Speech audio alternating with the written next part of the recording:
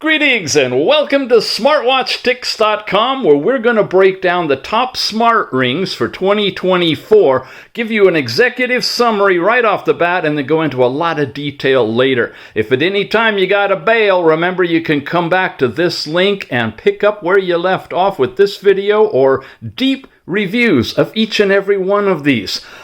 Well, where do we begin? Number one, what's my top choice? If I could only keep one ring, which one would it be?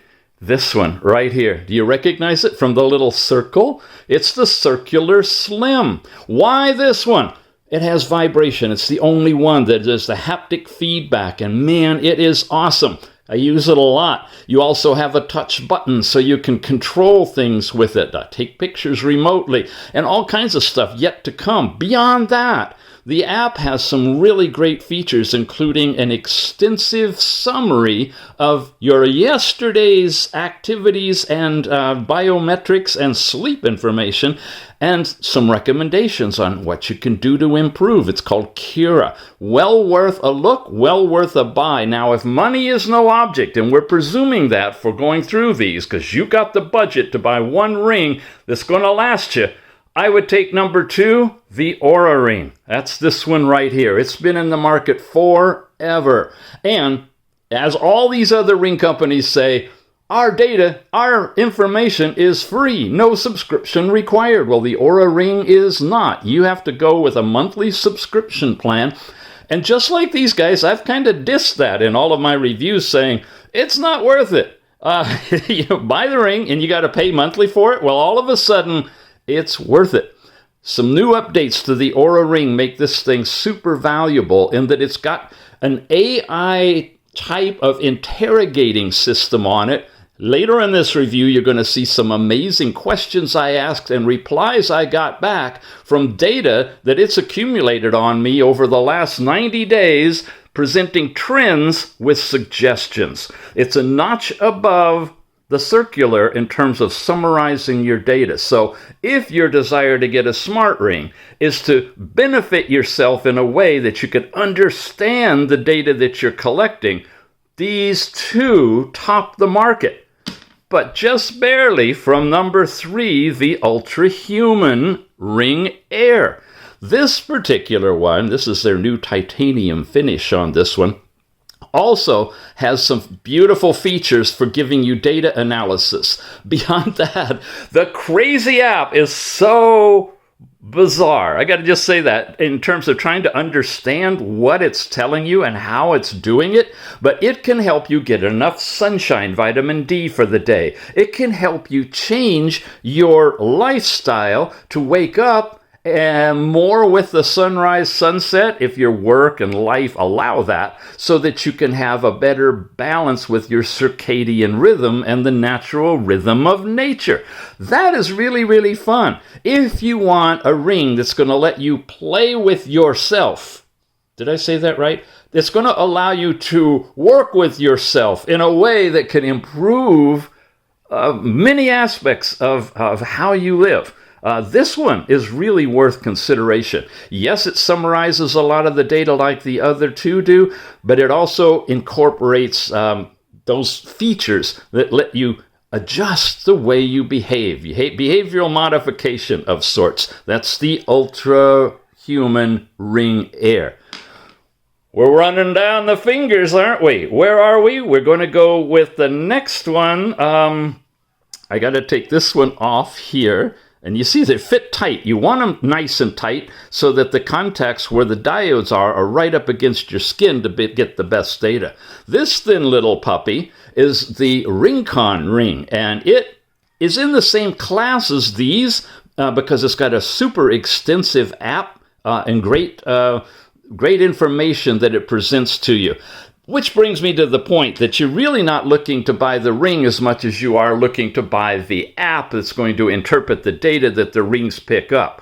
All of these so far pretty much measure the same stuff for you. It's just how the apps interpret it. So you go by what the app will do for you, and then you can kind of take a look at the rings and decide what color you like and so forth. You notice they're all different thicknesses, all different appearances. That's great if you're a fashion person and just want an attractive smart ring and don't care about the data. But I think most of you are going to really want, that's nice, it just lined up. Most of you are going to want the data. It lights up the diodes, which is another thing to mention. They all have red and green diodes in them, and some of them are brighter than others. You'll see them at night when you're laying in bed. But that's just a part of it. That's another good reason why you want to have it nice and tight. We're down to the last two. These are beginner's rings. And at this point, I want to tell you guys, the Galaxy ring coming out, already out, stay away from it.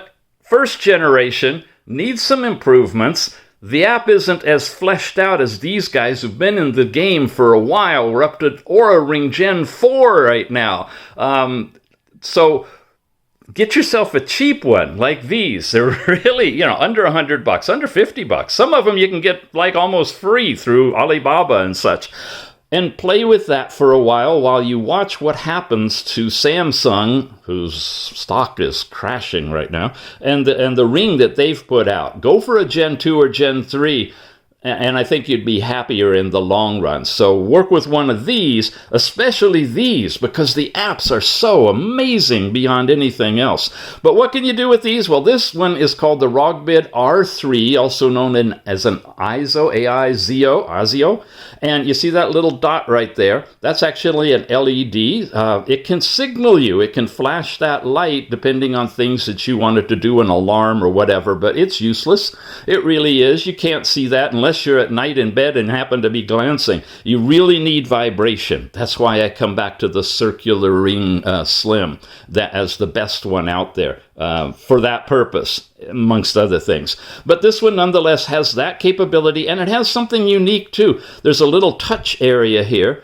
On one side, you can kind of see that little red stripe there. That's sensitive, and you can slide down this, and with your phone, you can use it to scroll through pages. You can use it to switch over to different things. You can touch and like your Twitter or your TikTok videos. Things like that are built into this one. So you got a light, you got the swipe thing, no vibration, and relatively inexpensive. The data collection and the app are light compared to these. This is not one you want if you're really into collecting a lot of data, but it is a fun one to play with, and it's called the R3, the ROGBID R3.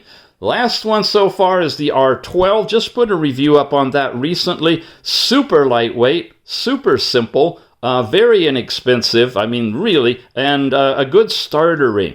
It's a nice, attractive one, and here it is in gold. It can be used as a wedding ring practically, and you can get the other colors as well. And it's a good beginner's ring, like I said, but if you're really, really looking for the best, and you want to do things that, none of the other rings do, I'm back to the circular ring slim. This one has vibration in it. They also have a model that does not have vibration. Why would you want it without vibration? I don't know. Crazy, because the vibration is everything. It's so cool.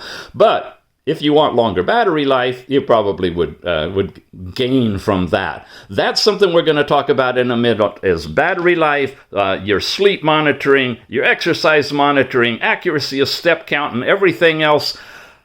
You ready for that? For those of you who got to bail out and leave, thank you for being here. Remember, bit.ly, Smart Ring Reviews, and under the reviews of each and every one of these, I've got buying links for you and super good discounts, especially now in holiday buying season. Let's move forward for those of you ready for the real details. The Circular Ring Slim. Here's the app. I'm just going to highlight things I want you to see. The alarms, first of all. You can go in and program an alarm like this one. You can set up whatever vibration sequence you like, and there's a variety of them, so you can tell the alarms apart. You can repeat it, you can do all these things, and you can have a smart alarm. Now, the way that works, and this is my wake-up alarm, I set it an hour and 15 minutes. I have to be up by 7. Okay, but I could get up anytime before that, like from 5:45 all the way to 7, right? And it will start monitoring me while I'm sleeping, find out the best time in my sleep cycle to wake me so I'll be refreshed, and then vibrate the ring, making no sound at all, not to disturb anybody else, but get my attention to wake me up. Yep, and it works like really, really great. But this is the best feature I've found, the ideal bedtime switch. It figures out, based on how much sleep you want, 6, 7, 8 hours and so forth, and when you went to bed, it tells you when the best time to go to bed is the next night. And it does that through a vibration in your ring. Now, I'm on the computer all the time. I'm doing stuff all the time, and I can totally lose track of time. This lets me know with vibration, it's bedtime, start wrapping it up. And you know what? Since I've been paying attention to it and honoring it and saying, okay, I'm stopping what I'm doing right now, and I'm headed to bed, I have been having much better sleep. I've been getting up much more awake, especially with the smart alarm waking me at the right time.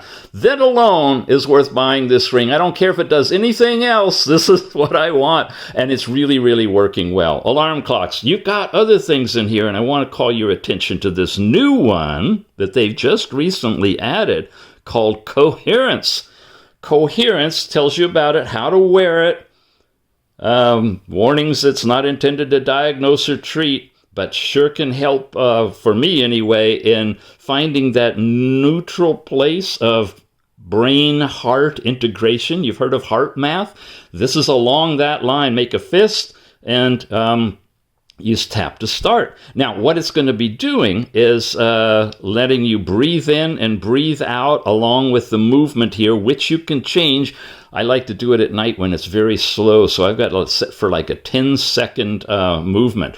It's going to measure your heart rate and your coherence, which is based on like heart rate variability, which allows you with a biofeedback by watching this and breathing to enhance that magical state of coherence that you otherwise wouldn't have. I'm moving around too much for it to actually start tracking, but you got to play with that one. That is really, really cool. Another thing is the guided breathing. This is where this does come in. Tells you a little bit about how it's going to be recording the data. Welcome to the circles. I turned those off because it will show it one time, and then after that, it doesn't show it anymore. So I wanted you guys to see it. You have all these different exercises, and you can create your own that allow you to do a creative breathing. And it's got this really interesting wheel now. It just vibrated one time for my breathe in, and it just vibrated 3 times for me to hold my breath, and there it goes. It vibrated 2 times for me to exhale. And it's going to go through this repetitive pattern for the time that I set it to go and allow me to focus inward on my breathing. There's no other ring. None of these other ones. Where are they? None of these other guys can do that. Smartwatches are kind of bulky and heavy, but some of the breathing ones have vibration in them when you're wearing a watch. But as far as a smart ring, so far, this is the only one on the market that can do all of this stuff. I move on. Last thing I want to show you that's like a real killer for this particular ring app combination comes when you go to Kira. Kira is right up here. It's a part of a wellness report. I can hit that plus sign, or I can go in here. I got 92 for my last report. It allows you to generate it daily after you have enough data. And check it out. It evaluates your current score, and it compares it against your previous score and the breakdown of all kinds of other factors. This is a sleep contributor of 72%, which can be improved, and it tells you how you could improve that. Some resting heart rate stuff. But look at this one. Here, I had still doing good, 96%. But I could improve my wake-up score, my tranquility, my breathing rate was a little off, my resting heart rate. Guys, this summary goes through everything that you did in a quick analysis, day by day. Here shows you the date, here shows you the time of your report generation. And look at these: body recovery, active volume, circadian rhythm, and deep sleep. What do you do to avoid this problem or opportunity to improve? Well, it gives you a little guidance on that.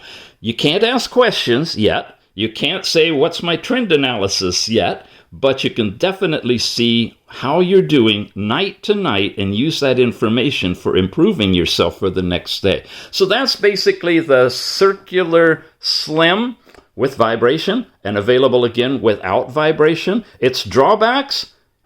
Power. Puppy lasts only about 2 days, maybe even less if you are really using it a lot for your breathing exercises or coherence, and that's understandable. It's got a vibrating motor in there that takes a lot of power, and I happen to have the smallest ring with the smallest battery in this size, so I'm not letting battery be my drawback. For some of you, you may need 7 days, 14 days, or just don't want to charge your rings at all. I wouldn't chase that criteria as a way of evaluating which ones to buy as much as I would, will you use it? I'd love to have a ring that I run the battery out on all the time, because that means I'm getting some true use out of that puppy. So, top of the list for me, Circular Slim. Again, check the show notes for more information and to jump over for the full review.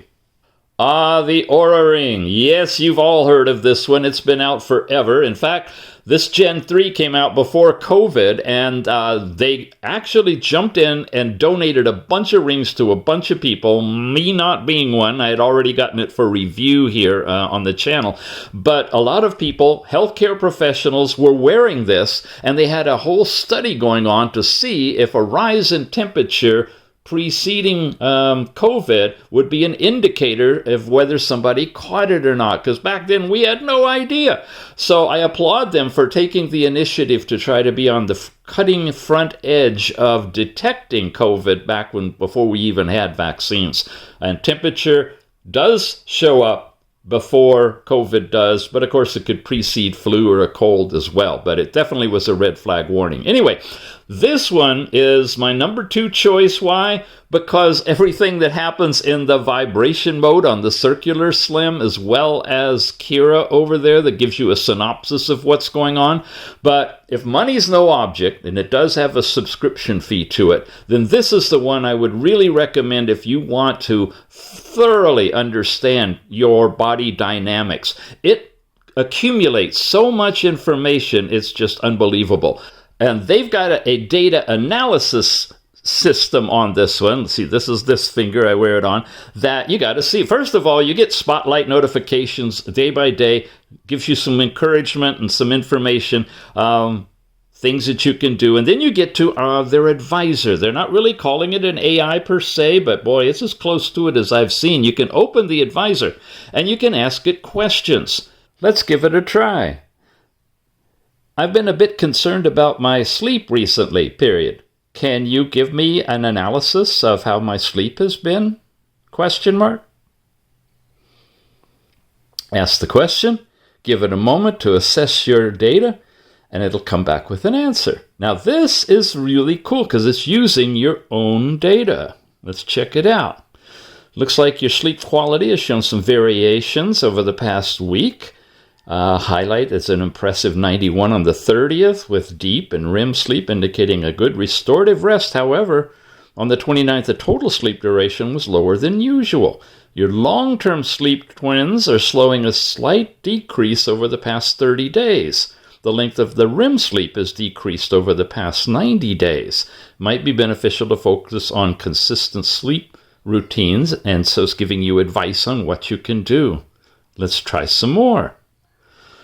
That's encouraging that I'm doing better, but I'm concerned about the REM sleep, period. Can you give me more guidance on that? Question mark. Let's see what it has to say. Wow, okay. It can be beneficial, helps with memory, mood, and learning. These are some ideas you can do. Great. And what about temperature? Question mark. Have you seen any changes in my temperature recently? Question mark.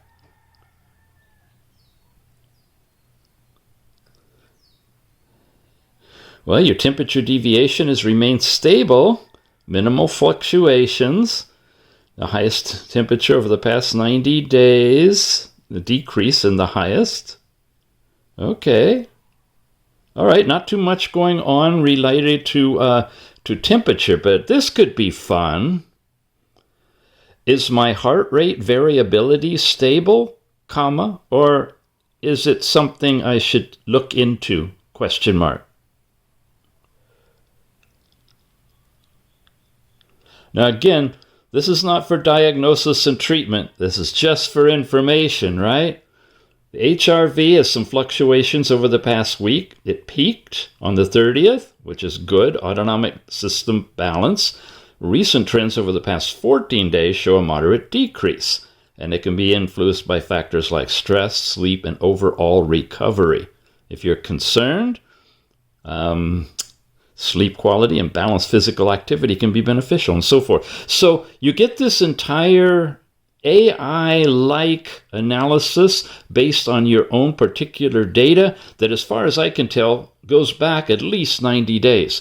You can do trend analysis and everything. Here's an example of some questions I asked yesterday that got saved as memories. For example, has my heart rate variability been trending up or down? Simple question, right? Well, it went back. It said I've had an increase over the past 90 days. It has gone up from a monthly average of 25.1 milliseconds to 31, and explains what a higher HRV might mean, and talks about related aspects. So, in context, I ask, what are some related aspects? And it tells me heart rate variability has things to do with stress management, sleep quality, physical activity levels, and so forth. Good synopsis, good basic information. So I ask, how has my sleep quality been through the same time? It says over the same 90-day period. Sleep-related trends include a slight decrease in REM sleep duration, reduced nightly temperature deviations, and a consistent but slightly increase in average heart rate and HRV. Really, really nice, sophisticated answers that are coming back that are taking my data in context and working with it, then generating some suggestions about things that I could do to implement changes in my life. Sounds good. Out of curiosity, what's my average REM sleep been over the same time period? Well, over the last 90 days, I've seen a slight decrease, with the monthly average moving from 78 minutes to closer to 65. Hence, I haven't been having as many dreams, and I can validate that. That's what's cool. That is probably what paying a subscription for would be worth. The data is your data. But what they do with your data to be able to present it to you in meaningful ways may be worth a subscription fee if you feel so inclined. Other than that, the app is a really good one. They're bringing out their new OURA Ring 4. And it has all the information, deeper details of all of this stuff when you go into, similar to the circular ring, these different things. You can get your sleep analysis in here, sleep efficiency. We got a full review of the app in the actual review of the ring itself. So as far as data analysis, overall, this would top the list and be my favorite if it wasn't for that vibration in the circular slim. I gotta be the luckiest guy on the planet, I swear, because I get to play with all of these different rings. And the ULTRAHUMAN now is definitely worth owning, along with the two I just showed you. Now, I remind you, you could probably buy all of these rings for about the price of a Galaxy ring. Maybe the ring in a phone, I don't know. But nonetheless, if you can afford it, pick up a bunch of these things and play with them because they are insane. This is a beautiful ring. It fits really nicely. It has a little bump on the inside, but that's about it. The one with the circular, with the motor in it, obviously that was a little bit larger, so it fits your finger a little bit tighter in that area. But we are in the app now, and it's a beautiful app. Look at all of this stuff. And this is where it gets really, really wild. Let me pop that puppy on. By the way, all of these will do real-time analysis that I've shown you so far. We kind of skipped over that. You got movement in here. You've got this stuff going on too. It says an hour and 38 minutes recommended for achieving 31% of your goals today. So this is related to movement, and it gives you some of that background information. And this is sun exposure. Time to skin burn is over 5 hours. I haven't been outside, so it's telling me I could do better to get some sun exposure for vitamin D. That's in here. You've got blue light tolerance. We're in that blue light tolerance phase, which means I can tolerate it because it's not going to be a problem. It's daylight out still. When it gets to be nighttime, you get into an intolerant phase, which is when you want to diminish that. And I'm 2 hours and 17 minutes in this phase left to go. Caffeine window. I should be avoiding stimulants already. It's afternoon here now, so that I am not too hyped up when I go to bed. And here's the circadian dead zone. That just sounds so Halloweenish, doesn't it? This is like just before Halloween, I'm putting this video together, and it's like, oh my God, I'm in the circadian dead zone. Oh, well, it has a specific meaning. I go over that in detail in the app, and you can get into it when you go deeper and deeper into the data. So those things are there that allow you to do modification to your behavior, whether getting sunlight or adjusting caffeine levels or going to sleep, or getting out early in the morning and getting some sunlight on your body to switch your circadian clock. That's all part of this ULTRAHUMAN ring and app. This is unlike any of the other ones. It really, really is. And I would challenge you to pick one of these puppies up, wear it for 30, 60, 90 days, and work with it. Work with it to see if you can improve yourself overall. Stress rhythm is in here. You can see historical plot. You can see the times when it's good stress. It's good to be active and doing things. And other times when you're first getting up or going to bed, you want to be below the stimulated level. But stimulated and not stressed during the day, that's great. And it gives you an idea of how well you're doing with that, right? Then you pull your circular ring out and work with the coherence, right? And get the coherence so that your stress level is in alignment. I mean, there's just so much you can do, but they're not all in one product. But boy, any one of these is going to be a great start for you. So yeah, this is it, the ULTRAHUMAN Ring Air. Great one. Now, the last in the class of really great apps that support these rings is the Ringcon ring. This is it. It's super lightweight, very thin, very, very nice overall in its fit, and it's sensors that hug your body, so you don't get a whole lot of visual feedback because it's tight into your skin. The app now, though, is interesting. It looks like it's trying to give you a diamond in a circle, and theoretically your best is if you can push those edges in each of these four areas, your vitals, your stress management, your activity, and your sleep, out to the edges. So the best time to look at this is really in the evening after you've had a whole day, where you can accumulate activity and you got all of these things measured. When you go in now, you got all these cards that show all this stuff individually, and you'll see that in the full review of the ring and the app. But just for highlights, when you go in here, this is where you get some advice, again, under the wellness balance. It shows insights into how well all of these factors are coming together. You got light blue and dark blue, which is telling you how yesterday compares with your recent 7-day average. Are you doing better or worse? My vital signs are way better yesterday than my overall average, so I am on today. Same thing with activity. Stress is about the same, and sleep was really good. So today's a good day for me compared to my 7-day average. There's some exercise suggestions and improvable indicators, but it's brief and it's not really detailed. So if you have a holographic view that you just want a snapshot of how you're doing compared to a week's worth of data, this is good. But it's certainly nothing compared to the 3 rings we've already looked at in the depth of information that they're able to produce for you. Nonetheless, it's a decent ring, gives you some basic info there. You can go deeper into the trends section where you can look at any of them and show you several days worth of data.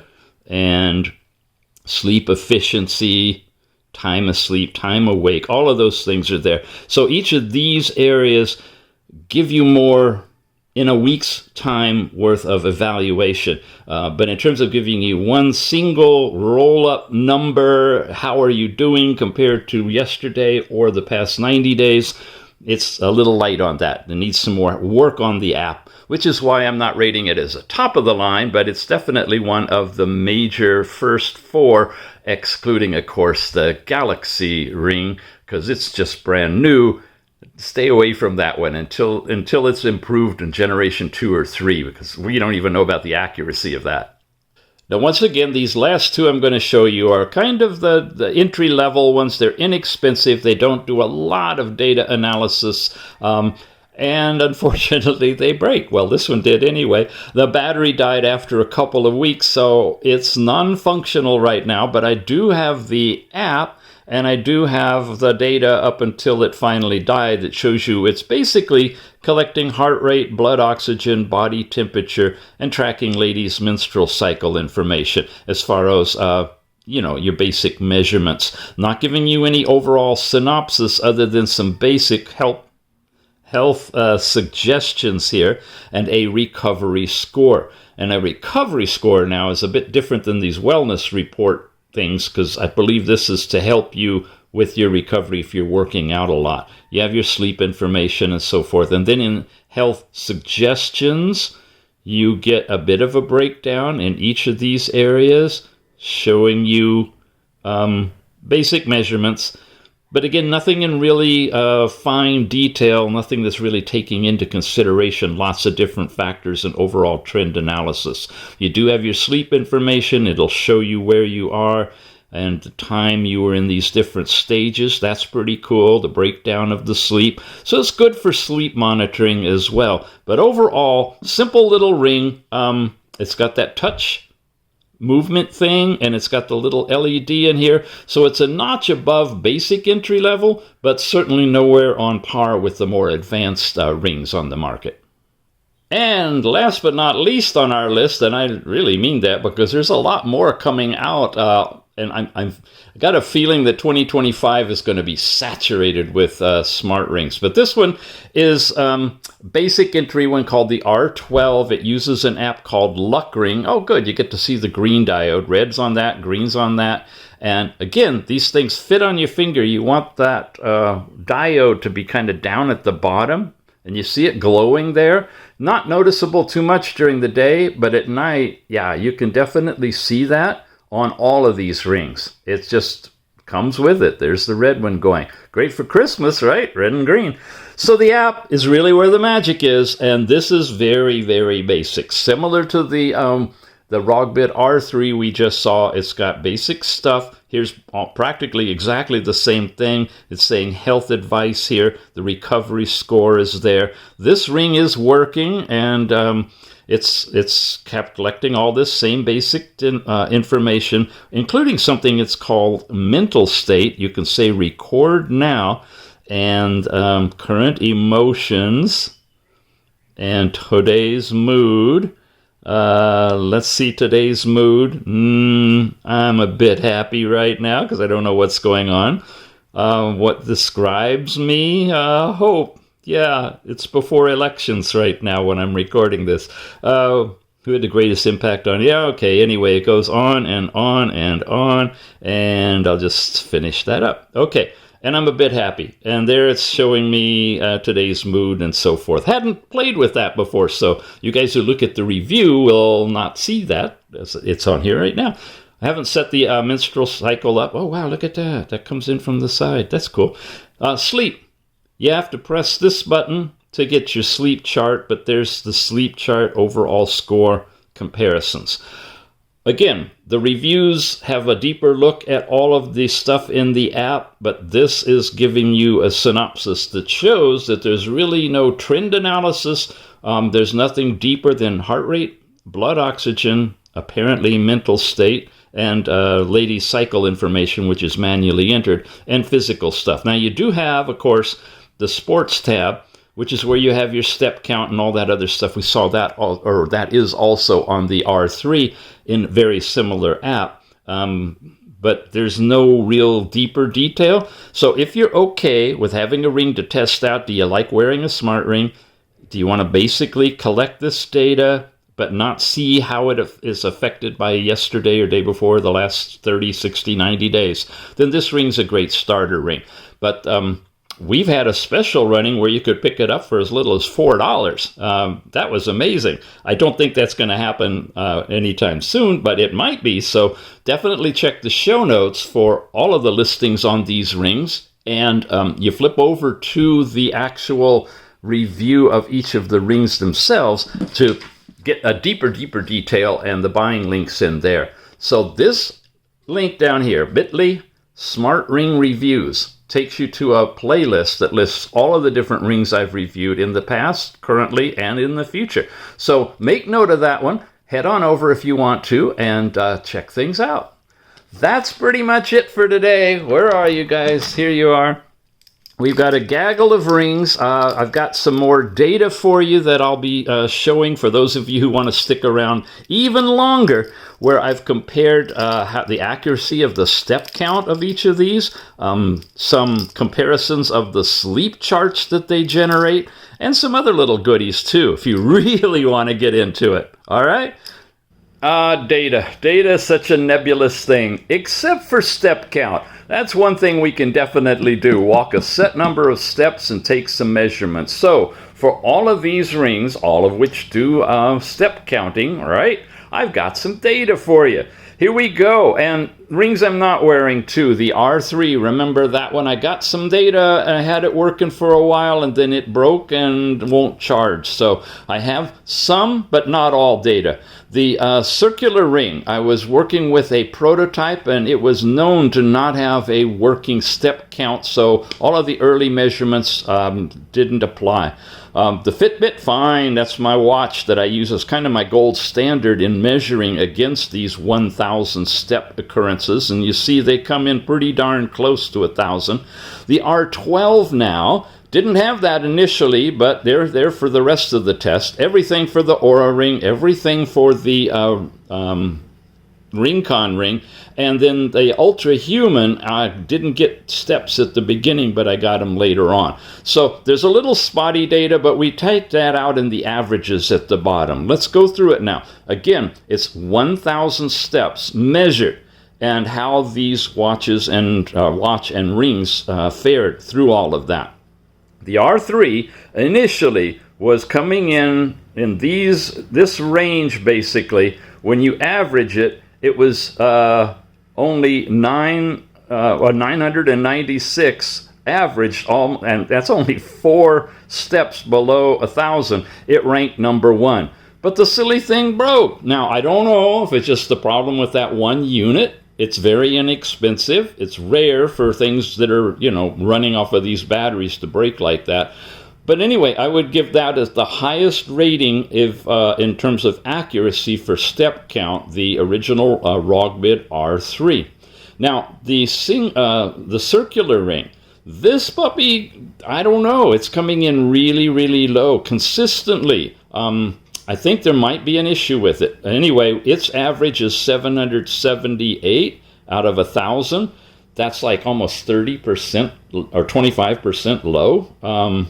Yeah, but it's consistently low. So if these things are consistent, you can always, use a multiplier to bring them up when you do your own calibration tests.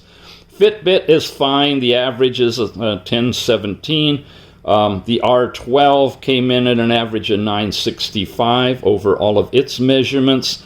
And the OURA ring came in number 2 as being only 9 steps away from 1,000 on average of 6 different tests.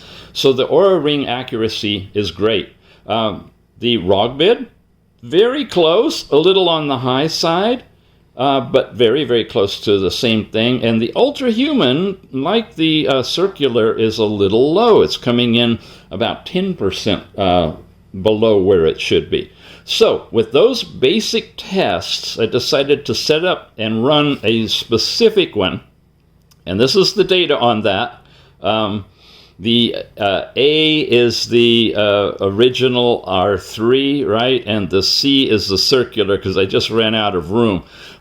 These first 2 tests that I did of 1,000 steps each involved the R3, and then the rest of them are the circular ring.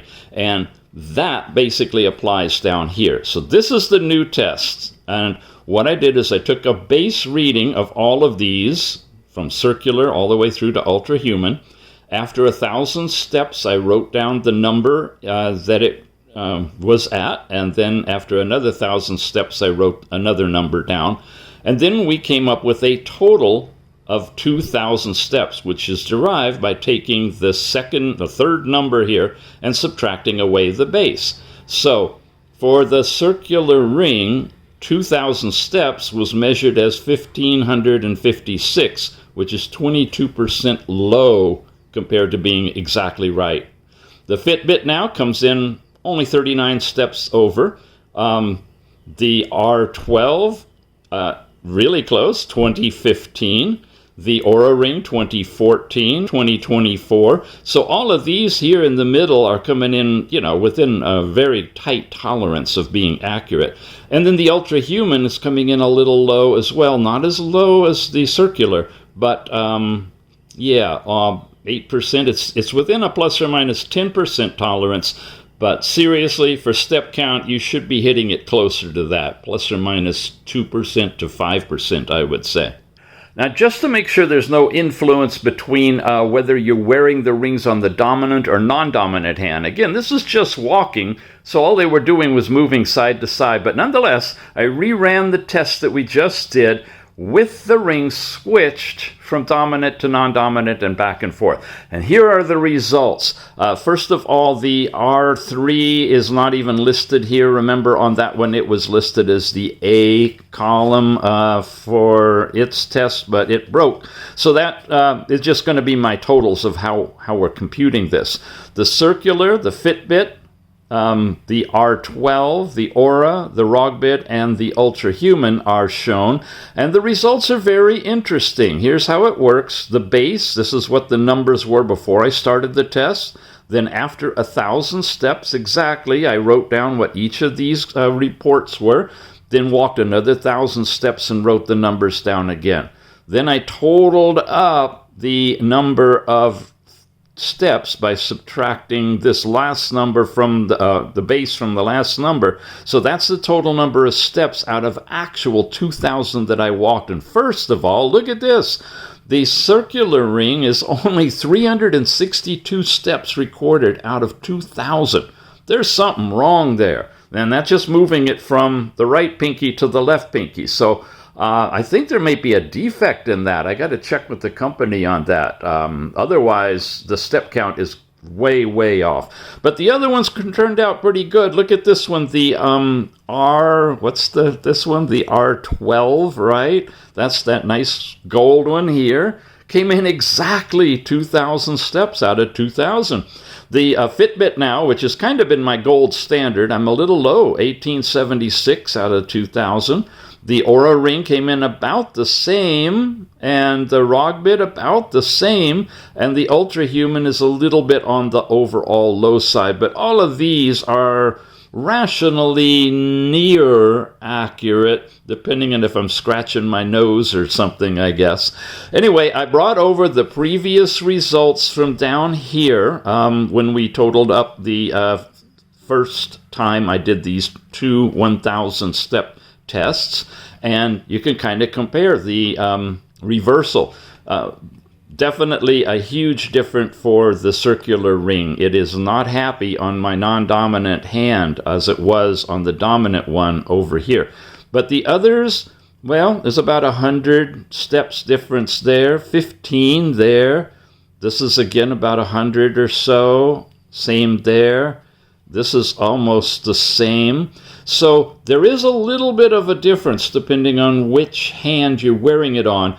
But this is a really limited test, and the variability between each of these tests, no matter which hand you're wearing it on, could be significant. As you can see up here when you compare the numbers per 1,000 of each one of these, the variability may be actually dominant as opposed to the average in comparison.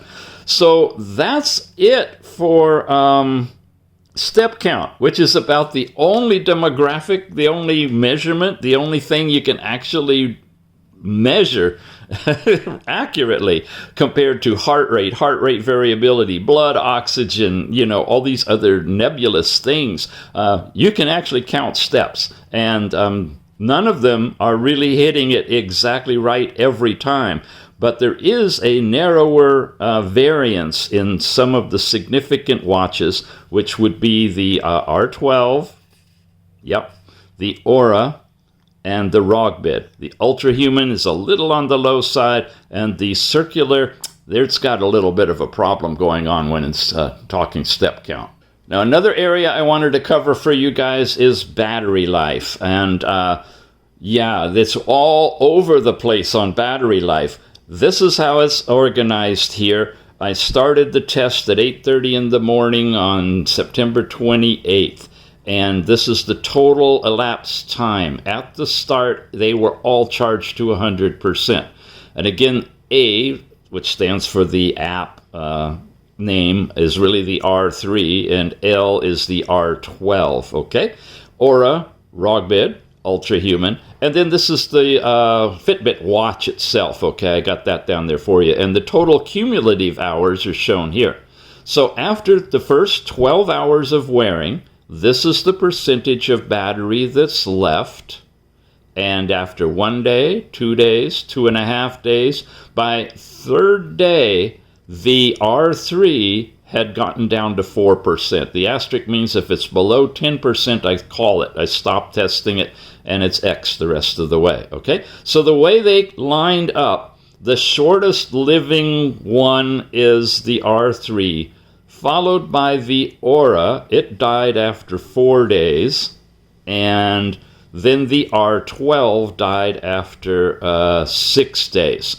The circular ring, I couldn't really test the life on that one because it's all over the place. It's got the vibration in it.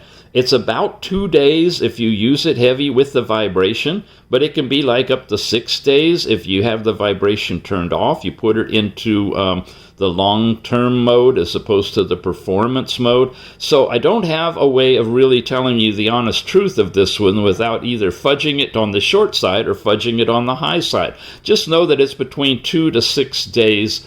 But the other ones are all in the same fixed mode, measuring the same stuff, and there's no vibration to eat up the battery. This is the data that we get. Now, again, the R3, right, the ROGBID one, had the touch spot on it, and also has the light in it, the diode in it, and so it's understandable it would be using more basic power. But wait, we're not done yet. We still have these three, right? So in page 2, we get over to the ULTRAHUMAN dying after 6.5 days, 164 hours. The watch now died at 7 days. So the ULTRAHUMAN and the Fitbit fully charged watch are about the same, but my goodness, the Ringcon came in number 1. Really, really nice after 10 days. Cool. Number 2 was after 5 days. That's the ULTRAHUMAN. So for battery life, these two are great. These other ones, decent if you don't need to charge them, every day. But honestly, I really wouldn't be using battery as the criteria. What you might want to do, though, is look deeper into the analytics and the data. And that's exactly what we're going to do, and wrap it up with a quick look at each of them in the area of sleep to show you how similar and yet different they all can be. This is the Fitbit watch. And I got this last night on all of these. 6 hours and 44 minutes. Keep track of all this stuff now. They're giving me a sleep score of 90, and there's the breakdown of the chart. Some deep at the beginning, some REM all along the way, and a little bit at the end. That's kind of what I've been looking at here. And that's basically the data on this one. If I go to benchmark, here's the breakdown. Awake, REM, light, and deep. So let's track REM. 1 hour and 21 minutes according to the Fitbit, and that's the exact times of falling asleep and waking up. Now, let's switch over to the circular one, and here we go with a sleep score of 89 compared to 90. they have this chart. There's your sleep wake-up time. There's all these different categories that are being measured, which is pretty cool. And then your graph, which is right here. And as soon as you touch it, it starts giving you information. Deep is way down here. No deep sleep at all recorded on this one. And REM sleep was up here. A little bit of REM here toward the very end, so that matches up kind of nicely. What do we got? An hour and 52 minutes, or 26% was in REM sleep, as evaluated by the circular ring. From there, we go over here to the luck ring, right? The R12. Nighttime, 7 hours, 16 minutes on this one on Halloween Eve. There's its breakdown, where I have deep sleep scattered throughout the night and REM sleep across, and no sober or awake time. But totally different graph, totally different periods of time. When you look at the summary of data, rapid eye movement is 52 minutes on this one. So, yeah, there's that analysis. I got a score of 96. You've got a little bit of breakdown here and comparison with other users. And that's how this one shapes up. Now, moving on from there, we got to go through all of these to the OURA Ring. OURA Ring gives you your total, your time in bed, your sleep efficiency, and its sleep score is 83. Here are different contributors. And then 6 hours and 26 minutes, right? And there's their chart, which matches up with some deep sleep at the beginning and some REM sleep at the end and some awake going on in there as well. Way more awake moments on the OURA Ring. And that's about it. Then it gets into a lot more here: blood oxygen and lowest heart rate and average HRV. So your sleep analysis is much, much deeper on the OURA Ring. Again, it's a subscription service. Some of this data is available without it, but most of it you need to have the subscription to go into details. Beyond the OURA Ring, then, we have the Ringcon. Ringcon's got a nice graph, 54, really low sleep quality for some reason. Same night, no apps added. There's your overall sleep time and time in bed. Don't match up. Sleep efficiency. Here's the sleep stages. So for some reason, it picked me up going to bed at 8:22 and was wide awake, which might lead to the poor sleep efficiency, and 30% of my time supposedly in bed was spent awake. So I probably could edit that out, and if it would recalculate everything, that would be great. Here's the deep sleep, couple of them, considering that's the time I went to bed, actually. And here's a awake time, and there's some REM sleep before I woke up. That's kind of matching up. A nice feature here is you get movement. That's your movement in bed. There's the breakdown percentage-wise. And it also can give you heart rate and heart rate variability and blood oxygen, lowest level, highest level, even skin temperature and respiratory rate are here with the total time. So the Ringcon is great in terms of its overall sleep data, as long as accuracy permeates all of these, which obviously, since they're all different, isn't necessarily true, right? And the ULTRAHUMAN. This is a really nice graphical layout showing you your past few days, your total time in bed, restorative, relief.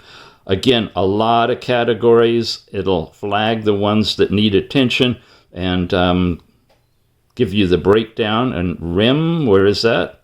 2 hours and 29 minutes on this, 33% of the time, supposedly. Here's the graph that I was in dream state. That's not, I don't remember that much. I really don't.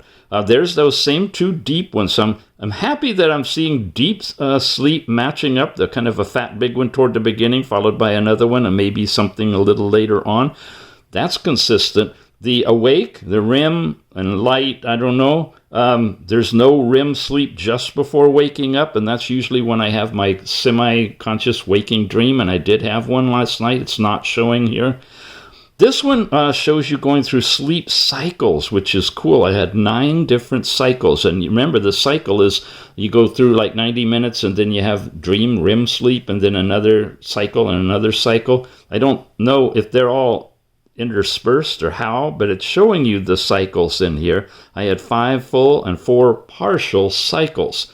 And again, movement in bed. We saw that in the OURA ring, was it?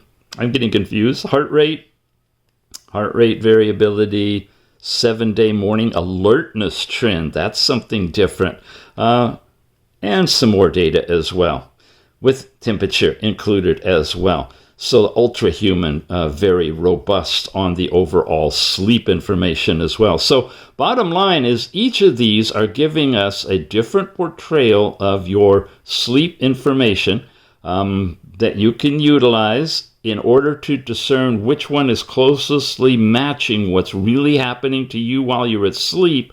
That's kind of beyond any of us to figure out. I don't know, you'd have to be wired up with some sort of hospital instrumentation, and even that, I don't know, would give you an accurate baseline. But this is what we've got so far, and that's what, as far as I'm going to share with you. We could go into HRV and heart rate and trends and all of that, but yeah, it gets like herding bees, if you know what I mean. You can find individual ones, but you can't tell where they're flying to. A lot of the Heisenberg uncertainty principle kicks in. I can tell you when you were awake, but or I can tell you were awake, but not when. Or I can tell you a certain time at night, but I won't be able to tell you if you're awake or REM or light, right? It's just tricky to do that with a ring on you. By the way, they're all back on the charger right now. It's time to wrap this thing up. I really appreciate you being with me. An extended version today. If you stuck all the way to the end, you must definitely be interested in picking up a ring. So check the show notes down below, and we'll link you to the videos. You can go into detail deeper, and we'll also have buying links and hopefully coupons throughout the whole holiday buying season to get you the best price possible. You've been watching SmartWatchTicks.com. Really appreciate you being here. We'll see you again, and share this video with your friends. Take care. Here's an odd test for you. This is a COSPET S2. It's a beautiful smartwatch. I was doing a review of this one recently. I even programmed this button to bring up a compass. And I'm sitting in the north, so it should be pointing exactly like it is. But during the review, I found it was doing some squirrely things and wasn't working right. I happened to be wearing all of my rings, and something strange happened. But it hasn't been until now that I could check it out. This is a circular ring, and I just want to see, let's move these a little bit more, what happens when I put the ring near the compass. Not a whole lot. All right. Let's pick another one. Oh yeah, this is the R12. Fancy fun little ring in gold. What does it do? Whoa. Whoa! I'd say that's having an effect. Aha! Isn't this fun? The OURA ring. I always know the OURA ring because it's got that little flat section on it. By the way, years I've been wearing it. Can you see it's got a little bit of wear on it? Some tiny micro scratches. I bet they could be polished out. Beautiful ring. It seemed to have a little effect. Not much. I wouldn't call it anything that would send you off course significantly if you're wearing the ring and the watch together. Ooh, titanium, ULTRAHUMAN. Nice ring. And just like the OURA ring, a tiny little effect, maybe a little bit more, but not major significant. Funny that it has its most effect on the right-hand side. That might be where the module is. What have we got here? Oh, this is the ROGBID ring with the little dot where the alarm light can go on, right? And the little touch-sensitive spot. What does it do? I bet with that touch-sensitive spot, yeah, it's going to have an effect. Okay, so that one can affect a compass. That may mean it has a magnet in it, or probably does for some reason. So we'll set that one over there. And the last one, Sorry, Ringcon, but you're the last, but definitely the best, right? The Ringcon ring in silver. Just a tiny little effect. So we found our two culprits, it looks like. The fun little R12 and the ROGBID R3 ring. So if you're going to be anywhere near a compass, consider not wearing these rings on the same hand you're wearing your watch on.